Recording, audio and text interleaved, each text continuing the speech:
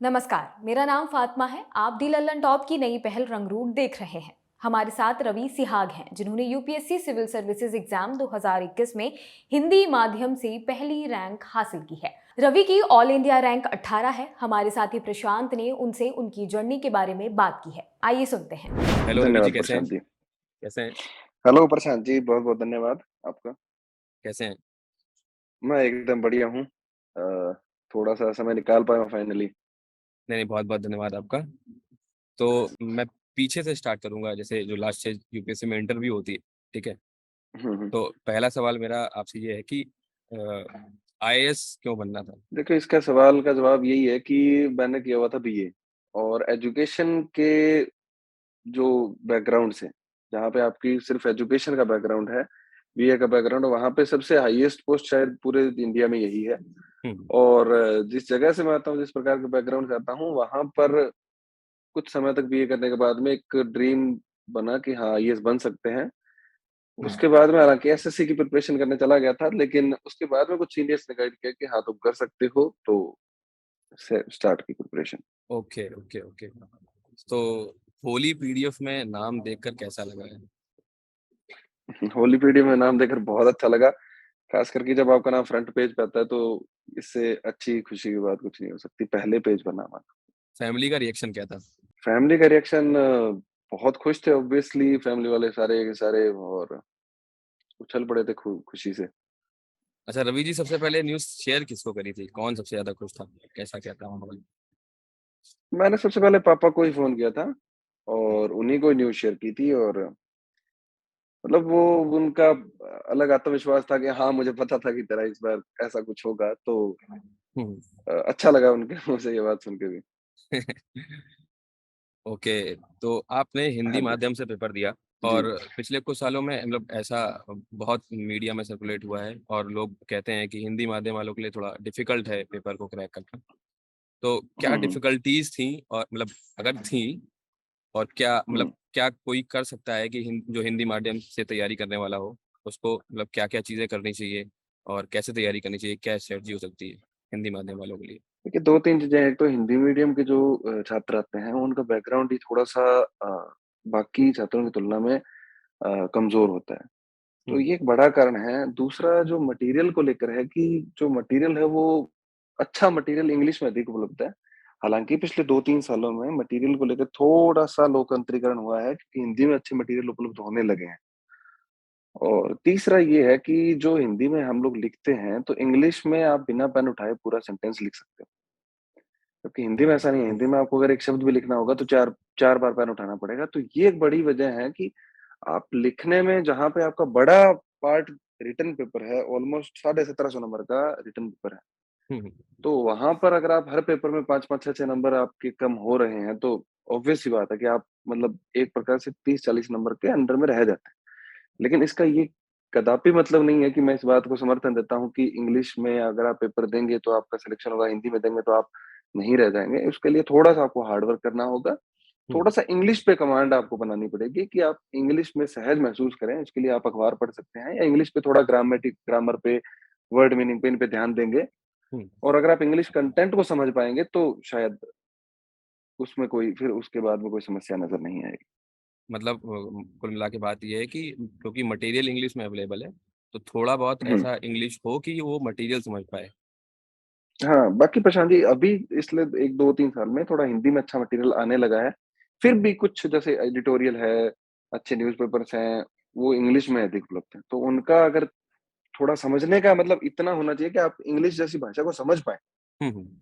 तो उससे उसके अलावा बहुत इंग्लिश में पारंगत होने की ज़रूरत नहीं है। अच्छा, रवि जी, अगला क्वेश्चन ये है कि जैसे बहुत लोग और हर जगह सोशल मीडिया में चलता है कि 16 घंटे पढ़ लिया, 18 घंटे पढ़ लिया, उसके बिना आईएएस निकलेगा हुँ, नहीं। हुँ। तो इस हुँ। पे आप क्या कहेंगे और आपने मतलब कितने घंटे पढ़ाई करी और कैसे क्या था? देखिए प्रशांत जी 16-18 घंटे अगर कोई बोल रहा है तो मुझे तो उस बात पे विश्वास नहीं है। हुँ, और दूसरा है कि हमारे दिमाग की कैपेसिटी है, एक साइंटिफिक बात है कि आप दिन में 8 से 10 घंटे से ऊपर पढ़ ही नहीं सकते, आपका दिमाग उस चीज़ को ऑब्ज़र्व ही नहीं करेगा। तो मेरा ये था कि 8 से 10 घंटे का एवरेज मैं मतलब जो नॉर्मल एवरेज है वो 8 घंटे पढ़ता था, लेकिन एग्ज़ाम के पास में इसको 10 कर देता था। 10 से ऊपर मतलब पढ़ना मेरे बस की बात नहीं है।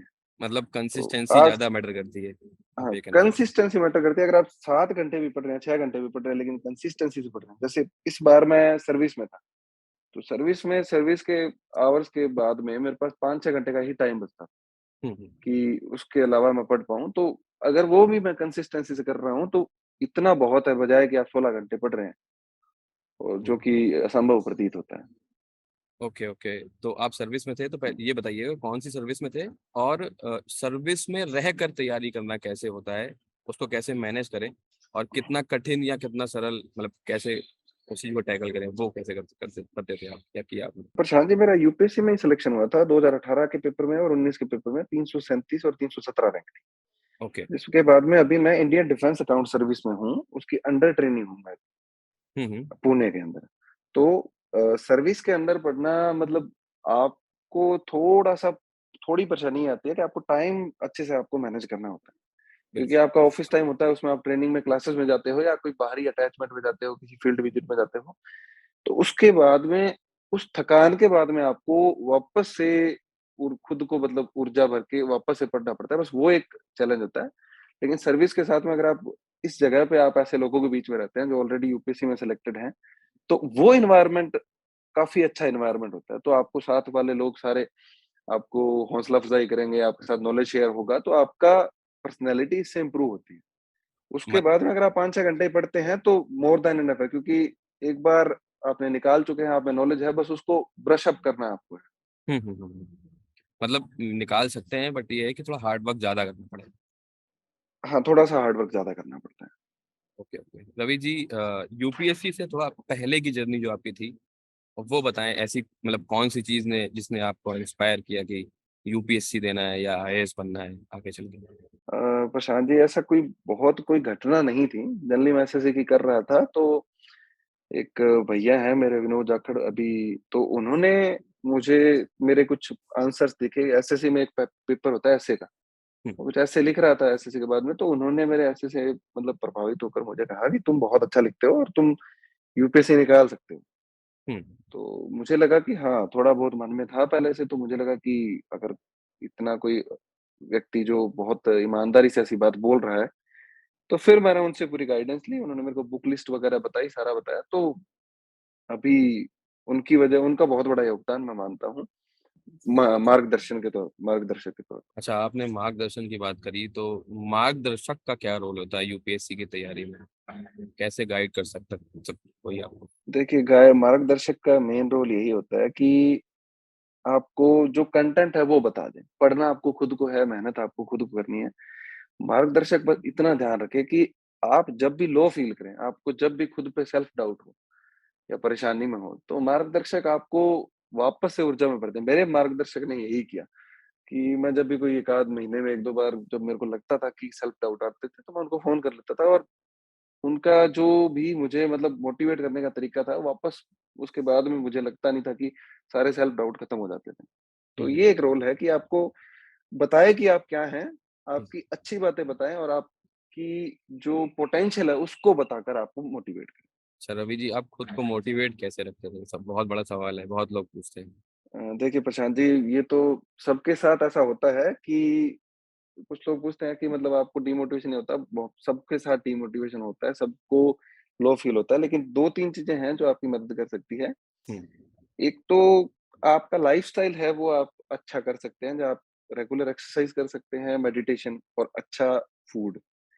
ये तीनों चीज़ें अगर आप ढंग से अप्लाई करते हैं, तो नेगेटिविटी आपको कम इफ़ेक्ट करेगी। दूसरा 2 या 3, 1, हुँ, 2, 3, इससे ज़्यादा नहीं। कुछ ऐसे मित्र हों आपके, जिनके साथ शाम को आप चाय पी सकें, थोड़ा बाहर घूम सकें, जिनके साथ बातें कर सकें, किसी हुँ। धड़ी पे बैठ के, तो वो आपका स्ट्रेस रिलीविंग होता है। तीसरा, आप खुद से सोचें कि आप क्या हैं? जैसे आपने लाइफ़ में कोई भी अच्छा काम किया हो, जिसमें आपको प्रशंसा मिली हो, पुरस्कार मिले हों, तो उस मोमेंट को याद करें जब आपको डिमोटिवेशन हो। तो मेरा ये था कि मैं अपने पास्ट मोमेंट को, स्कूल में मैंने कभी अच्छा किया, मैंने कहा नहीं, मेरे में पोटेंशियल है, मैंने वहाँ अच्छा किया था, मेरे को ये प्राइज़ मिला। तो ये एक मेरा मेथड था खुद को मोटिवेट करने का। हुँ। और बाकी एक्सरसाइज़, अच्छा खाना, मेडिटेशन, ये मतलब मैं कंटिन्यूअली करता था, तो उतना नकारात्मक ऊर्जा से प्रभावित नहीं होता। ओके, आपने एक्सरसाइज की बात करी, HIIT वर्कआउट क्या है? इसके बारे में थोड़ा बताइए। देखिए, HIIT वर्कआउट मेरी मजबूरी का कारण था कि मेरी ये हॉबी बन गई थी। इसमें ये होता है कि आप हाई इंटेंसिटी पे कम इंटरवल पे बिना ब्रेक लिए, जैसे ब्रेक इसमें 10 से 15 सेकंड होते हैं, आप 30 सेकंड बहुत इंटेंसिटी से वर्कआउट करते हैं, फिर आप 30 सेकंड का ब्रेक लेते हैं, 20 सेकंड का ब्रेक लेते हैं, फिर 30 सेकंड, ऐसे आप 4-5 मिनट का सेशन लेते हैं, फिर ब्रेक लेते हैं 2-3 मिनट का, फिर एक सेशन।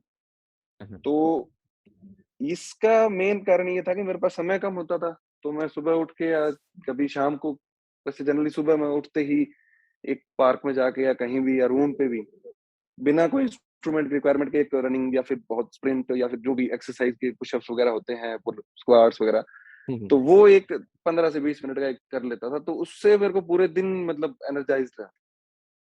तो ये मजबूरी मान लीजिए चाहे इंटरेस्ट मान लीजिए, दोनों ने हेल्प की है मेरी यूपीएससी में, क्योंकि कम समय में आपको बहुत अच्छे से एनर्जाइज्ड कर देती है ये। मतलब जिम जाने वाले भी निकाल सकते हैं यूपीएससी, है ना? देखिए, जिम तो नहीं जाता था मैं, लेकिन हाँ, ये है कि एक नॉर्मल एक्सरसाइज आप कर सकते हैं। जिम जाना बुरा नहीं है, आप जिम जाके ये नहीं कह रहा कि आपको बहुत बॉडी बॉडी टोले-शोले बना लो। जिम जाने का रिक्वायरमेंट इतना ही है कि आप पढ़ाई के लिए वो मदद करे, वो काम कर लो। क्योंकि अगर आप एक्सरसाइज करेंगे तो ब्लड सर्कुलेशन आपका सही रहेगा, आपका ब्रेन सही फंक्शन करेगा, और एक्सरसाइज करने के बाद में इंसान को ये लगता है कि आज एक्सरसाइज की है तो खाना भी अच्छा ही खा लेता हूँ, कुछ बाहर का फास्ट फूड ना ही खाऊँ तो ठीक रहेगा। तो ओके, ये ओके, कुछ बातें हैं जो मदद करती हैं।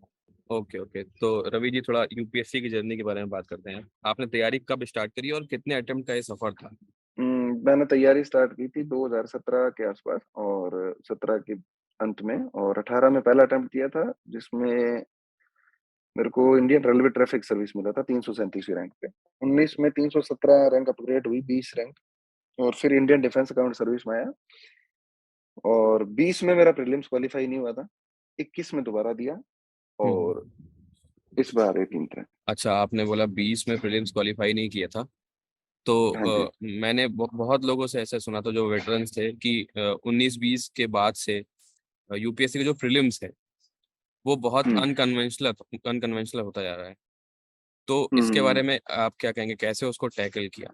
यूपीएससी का प्रीलिम्स है, वो यूपीएससी की ये एक प्रयास रहता है कि वो सारों के लिए लेवल प्लेइंग फील्ड रखे। मतलब किसी भी प्रकार के मटेरियल से वो ना आकर एक बहुत बेसिक सामान्य अध्ययन की चीजें हैं। जैसे प्रेशर कुकर से संबंधित सवाल आ रहे हैं, जो बहुत बेसिक हम देखते हैं, मच्छर मारने के लिए कौन-सी औषधि का प्रयोग करते हैं, जो बेसिक चीजें हैं। यूपीएससी का ध्यान इन पे जा रहा है कि किसी भी प्रकार की कोई भी एक इंस्टीट्यूट के मटेरियल के बजाय वो सारों को ऐसे जगह से पेपर सेट करे। हम्म, तो मेरा इसमें यही है कि जो बेसिक है आपके सब्जेक्ट, हम्म, वो आप बिल्कुल स्ट्रॉन्ग रखें। हम्म, जो ज्योग्राफी है, हिस्ट्री है, पॉलिटी पॉलिटी है, अर्थशास्त्र है, इकोनॉमिक्स है, ये मतलब इन पे अगर आप अच्छे से पकड़ रखेंगे, तो कितना ही अनकन्वेंशनल पेपर आ जाए, आपको प्रीलिम्स नहीं रुकेगा। और अगर आप बहुत नए-नए मटेरियल की खोज में लगे रहेंगे कि इससे पिछली बार इस किताब से एक क्वेश्चन आया था, मैं ये किताब पढ़ लेता हूँ, तो ये एक अच्छा निर्णय नहीं होगा।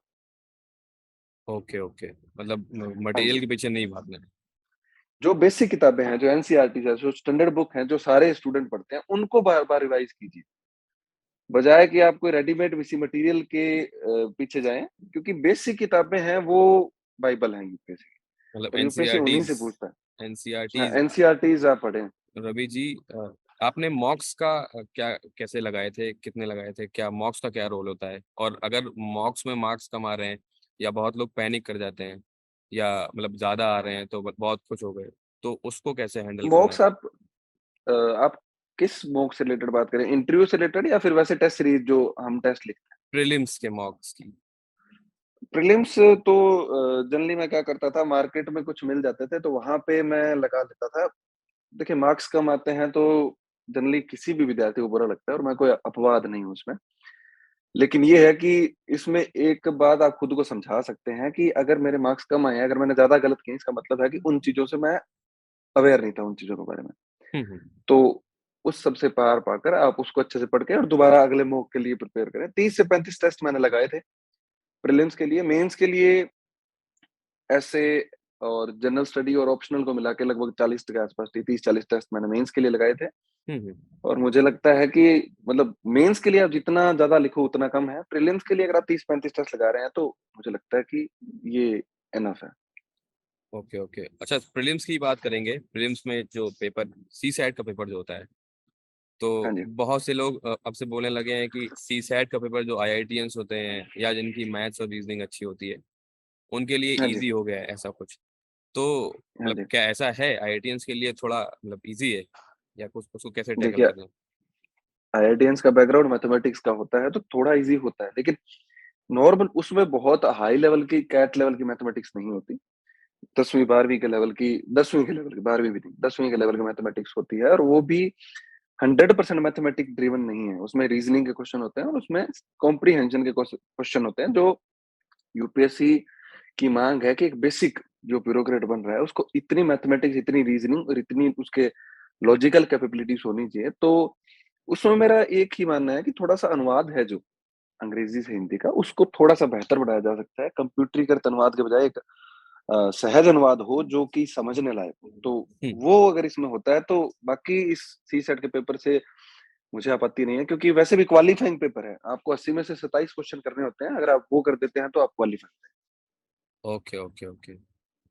रवि जी, प्री और मेंस की तैयारी को इंटीग्रेट कैसे किया? कैसे आपने पढ़ा दोनों को मिला के? हैं।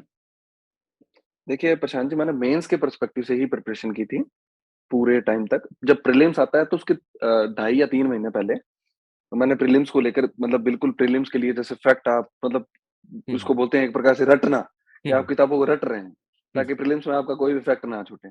उसके अलावा आपको जो भी पढ़ाई करनी है वो समझ के करनी होती है कि जो भी टॉपिक आप पढ़ रहे हैं उसमें आप क्या, क्यों, कैसे लगाएँ, उसके बारे में थोड़ा सोचें और उसको 3-4 रीडिंग मार के आप कुछ मतलब उसमें जो भी आपको लगता है कि ये बात बहुत इम्पोर्टेंट है तो उसको आप लिख लें।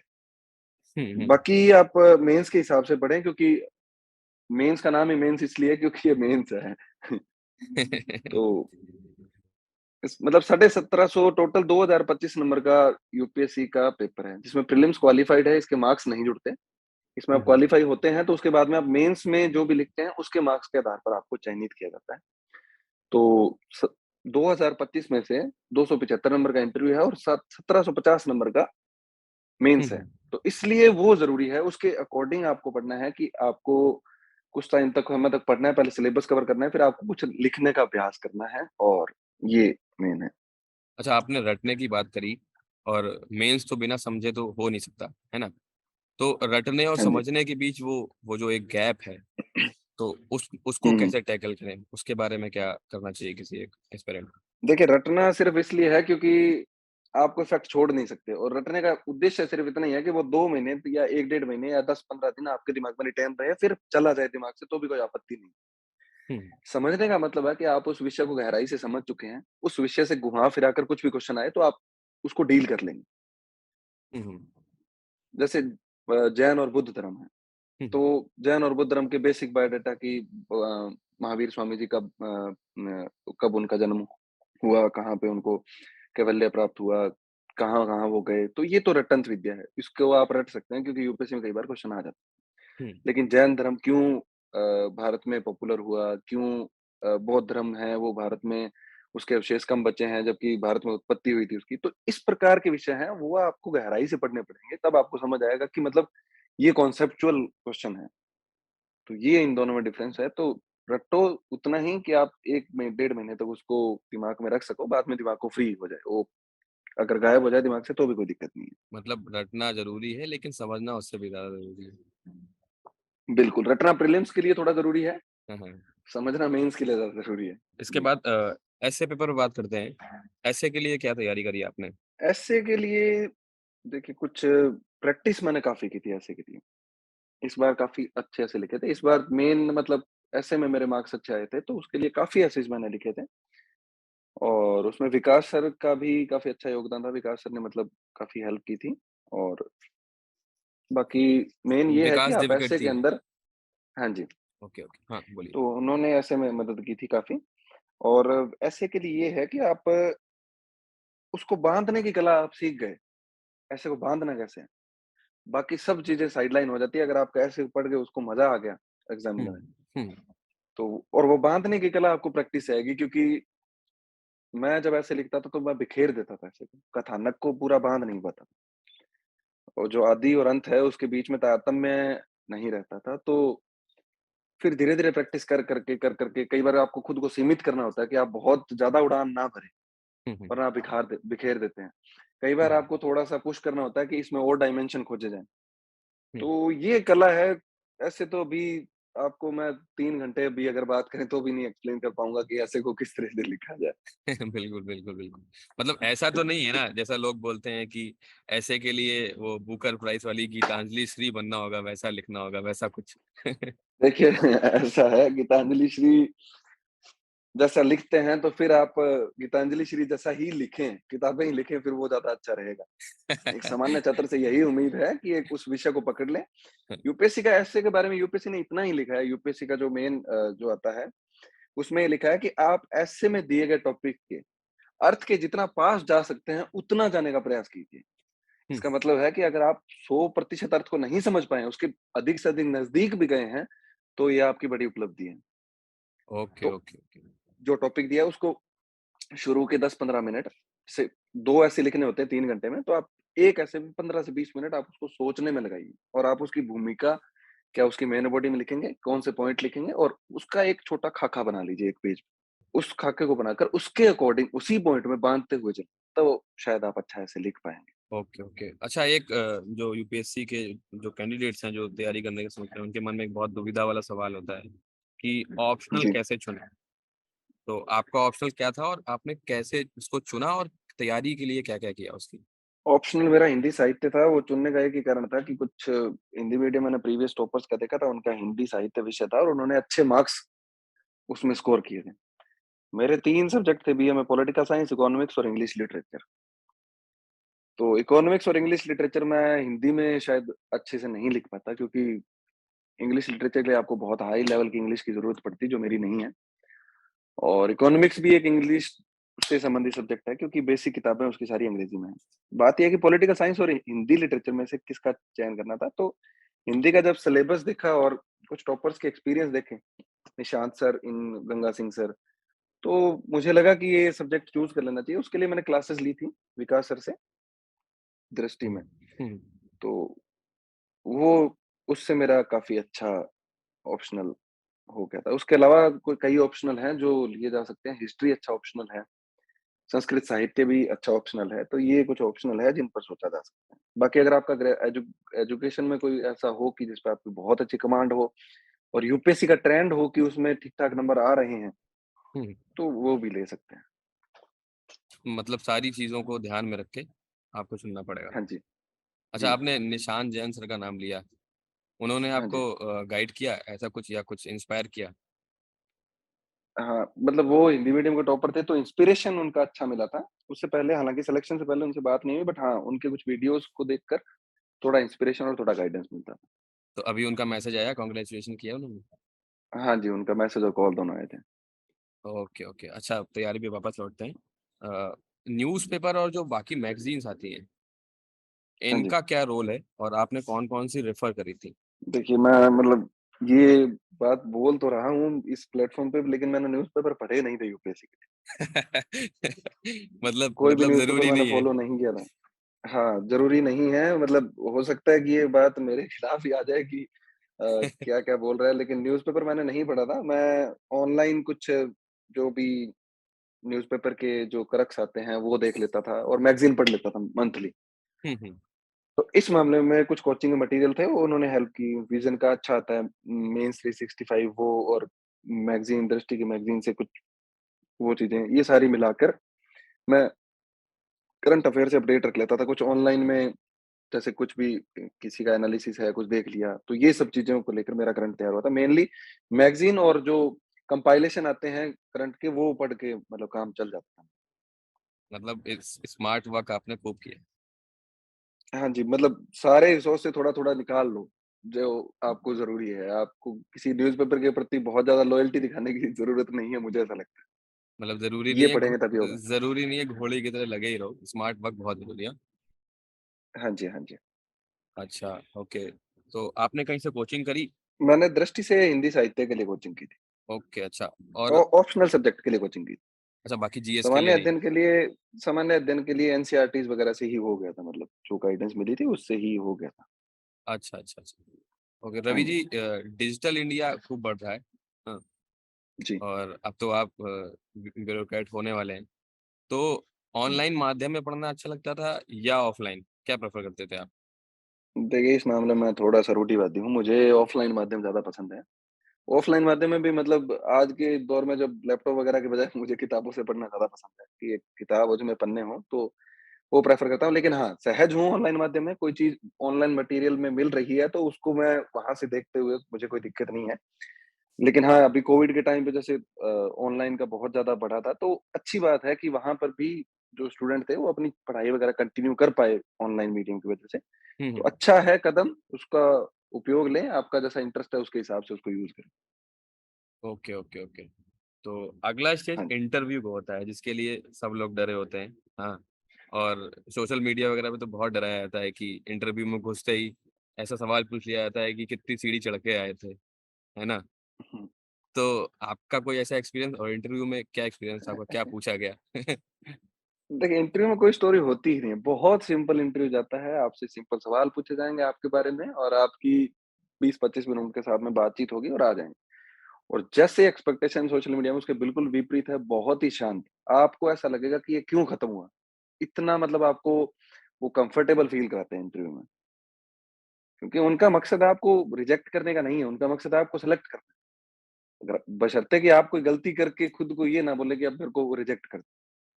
हुँ, हुँ। तो ये इंटरव्यू होता है, बेसिक आपसे सवाल पूछते हैं, कुछ सिचुएशन रिएक्शन टेस्ट पूछते हैं कि अ, आप ये होते तो क्या करते? इस प्रकार से और आपका जो इंटरेस्ट है, आपका बैकग्राउंड है, आपने क्या किया, आपका कोई जॉब प्रोफाइल है, उससे रिलेटेड आपसे क्वेश्चन पूछे जाएँगे। बाकी रैंडम जीएस के कुछ भी करंट अफेयर से या ऐसे पूछे जा सकते अच्छा, इंटरव्यू में डिटेल्ड एप्लीकेशन फॉर्म जो डैफ होता है ना? हैं। जी। उसका क्या रोल होता है? किसी को पर्सनैलिटी डेवलपमेंट में कितना काम करना होता है? वो कैसे इम्प्रूव किया जा सकता है? डेफ में आपकी सारी जानकारियाँ होती हैं, आपका मतलब स्थान, जन्म स्थान, नाम, माता-पिता का नाम, व्यवसाय, ये सब चीज़ें। उसके अलावा आपका एजुकेशनल बैकग्राउंड, उसके अलावा एक्स्ट्रा करिकुलर एक्टिविटीज़, जिसमें आपने कोई प्राइज़ मेडल जीते हों, कुछ स्पोर्ट्स में हो या फिर हॉबीज़ हो, इस प्रकार के आपको भरने होते हैं। तो मैं जनरली छात्रों को यही बोलता हूँ, कुछ छात्र बोलते हैं कि मतलब हम लोग बीए के साथ में प्राइवेट बीए करके और हम लोग या फिर प्राइवेट में कोई एजुकेशन करके हम लोग यूपीएससी की तैयारी 12वीं के बाद जुड़ जाते हैं। तो उनके लिए मेरा यही सुझाव है कि आप कॉलेज एजुकेशन अच्छे से करें। कॉलेज में अगर आप मास्टर्स भी कर रहे हैं, तो वो आप अगर आपको लगता है तो वो कर लें, क्योंकि एक तो आपको एक अल्टरनेट रोज़गार के रूप में भी ये काम आएगा। दूसरा, कॉलेज में रहने से आपकी व्यक्तित्व में सुधार होता है, आप एक्स्ट्रा करिकुलर एक्टिविटीज़ से जुड़ते हैं, तो आपकी पर्सनैलिटी में और अधिक सुधार आता है। और अगर आप डेफ में ये चीज़ें लिखी होती है कि हमने ये किया था कॉलेज में, मैं स्पोर्ट्स में अच्छा हूँ, तो निश्चित रूप से इसका एक सकारात्मक प्रभाव इंटरव्यू लेने के बाद लेके माइंडसेट पे पड़ेगा। Okay, okay, okay. अच्छा एक चीज़ और, हाँ जी। जो मेंस में आंसर राइटिंग है, तो पिछले कुछ जी। सालों में बहुत सारे जो मतलब जो लोग निकाल लेते हैं, जो क्रैक कर लेते हैं यूपीएससी, वो लोग ये कहते हैं कि मैं ये चार्ट बना के आया, मैं ये डायग्राम बना के आया। तो क्या चित्रकार होना ज़रूरी है? चित्रकार होना, अगर आप चित्र बनाने की कला सीख लेंगे तो आपके लिए फ़ायदा होगा, क्योंकि आपके पास बहुत कम शब्द होते हैं अपनी बात कहने के लिए। 150 शब्द में आपको क्वेश्चन लिखना होता है या फिर 250 शब्द में लिखना होता है, और कई बार प्रश्न इतना बड़ा हो जाता है कि अगर आप उसको पैराग्राफ में लिखने बैठेंगे तो आप शायद 2 पॉइंट ही लिख पाएँगे और उसके बाद में प्रश्न का आधा हिस्सा खत्म हो जाएगा और दूसरे हिस्से पर बात करनी पड़ेगी। 3-3 हिस्से में प्रश्न आ जाता है। हुँ, तो अगर आप पैराग्राफ, फ्लो चार्ट, तो एक सुंदरता दिखाते हैं। तो जो कॉपी चेक करेगा उसको सहूलियत होगी उसको पढ़ने में। अगर आप पॉइंट्स ज़्यादा लिख पाएँगे और जितनी आप सहूलियत कॉपी चेक करने वाले को देंगे, उतनी सहूलियत वो आपको मार्क्स देने में देगा। ओके, ओके, तो ओके। ये चीज़ें सीख लेनी चाहिए, ये मतलब आवश्यक है। मुझे लगता है आवश्यक चीज़ें हैं ये। अगर आप तुलना करने के लिए सारणी बना रहे हैं, अगर आप ट्रेंड दिखाने के लिए एक फ्लो चार्ट या फिर वेन डायग्राम बना रहे हैं, आप मैप बना रहे हैं, जैसे नदियों से रिलेटेड कुछ भी सवाल पूछ लिया, आप मैप बना के बता रहे हैं कि ये नदी यहाँ से ओरिजिनेट होती है। ये कला के क्षेत्र यहाँ-यहाँ है, तो इसका एक इम्पैक्ट डेफ़िनिटली पड़ता है। मतलब एक मतलब ये आइडिया होना चाहिए कि ये नदी, रफ आइडिया होना चाहिए कि ये नदी यहाँ से निकली, ये पहाड़ यहाँ है, हाँ, ऐसा कुछ। ऐसा रफ आइडिया तो यूपीएससी के हर एस्पिरेंट को हो ही जाता है। इतनी बार मैप देख लेता है तो उसको ये आइडिया लग जाता है कि ये स्टेट यहाँ है, ऐसा मैप है। उसकी बस प्रैक्टिस करके उसको सुंदर बनाने का प्रयास कर सकते हैं। तो हुँ। ये एक अच्छा इम्पैक्ट डालता है। रवि जी, आपकी लाइफ में सबसे इम्पोर्टेंट पर्सन कौन है? और जिसने आपका साथ दिया हो यूपीएससी की जर्नी में और अभी मतलब आप यहाँ तक पहुँचे? सबसे इम्पोर्टेंट मेरे पेरेंट्स हैं और कुछ दोस्त हैं और भाई हैं, तो और जो मेरे मार्गदर्शक थे वो हैं। तो ये सब है, मतलब बहुत सिंपल लाइफ़ है, ऐसा कोई भी वो नहीं है, सबका सपोर्ट अच्छा रहा ओके, और कुछ ऐसे बहुत कोई स्टोरीज़ नहीं है कि मैंने ये कर दिया, ऐसा कुछ हो गया। सबका सपोर्ट रहा, अच्छे से पढ़ाई की और निकल गए। Okay, okay. अच्छा, आपको हाँ जी। फार्मिंग क्यों पसंद है? वो भी स्मॉल स्केल फार्मिंग, तो थोड़ा बताएँगे इसके बारे में, क्या होती है? देखिए, और एक मत जो भी कोई नॉर्मल बैकग्राउंड से मिडल क्लास फैमिली से होता है, तो उसकी कोई हॉबीज़ होती नहीं है। तो मैंने खेती-बाड़ी का काम सीखा हुआ था, वो उसमें इंटरेस्ट था, एग्रीकल्चर को लेके वैसे भी इंटरेस्ट है और कुछ एक्सपेरिमेंट्स किए भी हैं, जैसे छोटे-मोटे एग्रीकल्चर में एक्सपेरिमेंट्स होते हैं, वो उसमें किया रहा है। तो मुझे लगता है कि इसको एक हॉबी के तौर पर यूज़ किया जाए, तो क्योंकि एक हॉबी वो होती है जो आप करते हो और ये मैंने किया हुआ है और इसमें इंटरेस्ट है, तो मैंने कहा क्यों ना लिखा जाए। शायद थोड़ा-सा अनकन्वेंशनल था बट कोई भी हॉबी हो सकती है आपकी। हुँ, हुँ, हुँ, हुँ। तो मतलब ये कहा जा सकता है कि खेती-बाड़ी करके रवि सियाग आईएएस बन गए। नहीं, नहीं, ऐसा तो नहीं कहा जा सकता। खेती-बाड़ी तो देखिए, वो तो सबका अलग-अलग प्रोफ़ेशन है।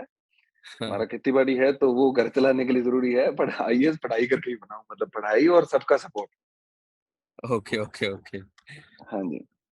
रवि जी तो ऐसा आप मत लिखिएगा कि खेती-बाड़ी करके मैं आईएएस बना हूँ। छात्रों में अलग लेवल का वो फिर खेती-बाड़ी स्टार्ट कर ना करते कोई। अरे नहीं, नहीं, उनको नहीं, नहीं। बताइए कि हार्ड वर्क और कंसिस्टेंसी से आईएएस बनते हैं, खेती-बाड़ी घर का काम है। अच्छा, जो जो एस्पायरेंट्स जो तैयारी कर रहे हैं यूपीएससी की, उनके लिए क्या मैसेज देना चाहेंगे? कैसे तैयारी करें? किन बातों का ध्यान रखें?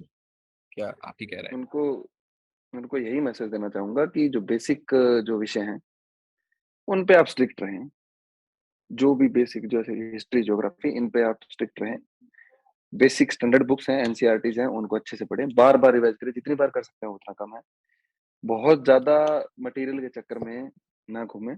हुँ, हुँ। एक मटेरियल पे स्ट्रिक्ट रहें। अगर आप कोई भी चीज़ को फ़ॉलो कर रहे हैं, तो एक उसका रिसोर्स रखें। 4-5 रिसोर्स रखेंगे तो आप कवर भी नहीं कर पाएँगे और भूल जाएँगे। हुँ, हुँ। कंसिस्टेंसी रखिए, निश्चित घंटे तक पढ़िए, एक्सरसाइज़ करिए, अच्छा खाना खाइए, नींद लीजिए और चलते रहिए। खेती-बाड़ी ना करिए। खेती-बाड़ी मतलब कर सकते हैं अगर आपका इंटरेस्ट है तो। अच्छा, पिछले कुछ सालों में सोशल मीडिया का यूज़ बहुत बढ़ गया है। तो क्या ऐसा कुछ हाँ जी। होता है क्या कि आईएएस तैयारी करने पहुँच गए और पूरा मतलब फ़ोन-वोन बंद करके वो कीपैड वाला फ़ोन लेके पहुँचे हैं तैयारी करने, तो ऐसा कुछ होता है? ज़रूरी होता है क्या? नहीं, नहीं ऐसा नहीं है मतलब मेरे पास स्मार्टफ़ोन था, लेकिन फर्स्ट अटेम्प्ट के दौरान मैंने पूरा व्हाट्सएप सबसे दूरी बनाई हुई थी। कोई भी मैं प्लेटफ़ॉर्म पे नहीं था। इवन व्हाट्सएप भी पेपर के पास में आके मैंने डिलीट किया था कुछ टाइम के लिए। लेकिन उसके बाद के अटेम्प्ट तो कुछ फॉर सम ऑब्वियस रीज़न मेरे को ये व्हाट्सएप वगैरह से जुड़े रहना पड़ता था। तो हुँ, हुँ। थोड़ा कंट्रोल करना पड़ता है। आप मतलब इन चीज़ों को डिलीट कर सकते हो जब आपका पेपर पास में हो। उसके अलावा आप चलाइए, आपको टाइम पास करना है, थोड़ा देर दोस्तों से बातचीत वगैरह करनी है, तो बुरा नहीं है, लेकिन एक्सेस तो हर चीज़ का खराब होता है। तो जब पेपर पास आ सकता है, तो उनको डिलीट करना या फिर ये करने के बजाय कि नहीं, नहीं मैं नहीं चलाऊँगा, इंसान कितना भी कर ले, थोड़ा स्क्रॉल कर ही लेता है वो। हुँ, तो हुँ। डिलीट कर देंगे तो आपके पास ऑप्शन नहीं रहेगा, तो डिलीट कर देंगे तो वो ज़्यादा अच्छा आपके पेपर के लिए रहेगा, मतलब इंस्टाग्राम, फ़ेसबुक, व्हाट्सएप चलाएँ लेकिन सँभल के। सँभल के। Okay, okay, okay. Ravi ji, आगे क्या हैं प्लान्स लाइफ़ में? आगे तो कुछ नहीं है, बस सेलिब्रेशन है कुछ दिन का, अभी तो यही प्लान है, बाकी का देखते हैं। आईएएस बन के क्या क्या क्या बदलाव चाहते हैं? क्या लाना चाहेंगे? क्या करना चाहेंगे? देखिए, आईएएस बन के ऐसा बहुत बढ़िया कोई बदलाव नहीं चाहता हूँ, मैं चाहता हूँ कि जो प्रक्रियाएँ हैं, स्मूथली चले, सब लोगों को प्रशासन तक पहुँचने का मौका मिले, समावेशी प्रशासन हो, पारदर्शिता हो, इन सब पे काम कर पाऊँ, जो लोग ग्राउंड से जुड़े हुए लोग हैं, जिनको प्रशासन से उम्मीदें हैं, वो नकारात्मक ना रहे, वो सकारात्मक एक्सपेक्टेशन में बदल जाएँ कि जैसे कोई काम है, किसी को कोई सर्टिफ़िकेट बनवाना है, तो उसको ये ना लगे कि यार प्रशासन में जाऊँगा तो यार ये काम रुक जाएगा, उसको ये लगे यार प्रशासन में जाऊँगा तो काम हो जाएगा जल्दी से। हुँ। तो ये जो नकारात्मक उम्मीद और सकारात्मक उम्मीद है, वो चेंज करनी है बस, बाकी कोई ज़्यादा बहुत बड़े नहीं है कि मैं ये कर दूँगा, वो कर दूँगा, ऐसा कुछ नहीं। हाँ, मतलब ऐसा नहीं है कि मैं अकेले दम पे करप्शन खत्म कर दूँगा। नहीं, ऐसा कुछ कर भी नहीं सकते और आपको थोड़ा-सा रियलिस्टिक ब्यूरोक्रेसी में रहना पड़ता है, तो मेन ये है कि लोग प्रशासन की तरफ देखें तो अच्छी उम्मीद से देखें कि हाँ, मेरा काम हो जाएगा, वहाँ पे जाऊँगा तो। Okay, okay, okay. चलिए रवि हाँ जी, जी। आपसे बहुत अच्छा लगा बात करके। ललन टॉप हाँ पे जी, धन्य आने के लिए आपका बहुत बहुत शुक्रिया। और लवासना की जर्नी भी आपकी ऐसी हो, वहां पे भी आप हाँ जी, चाहेंगे कि आप टॉप करें। बाकी जी ये प्रशांत जी, बातचीत का सिलसिला जारी रहेगा। बिल्कुल, बिल्कुल। बहुत-बहुत ओके। धन्यवाद। रवि सिहाग के साथ हमारी ये बातचीत आपको कैसी लगी? आप हमें कमेंट बॉक्स में ज़रूर बताएं। देखते रहिए दी लल्लन टॉप।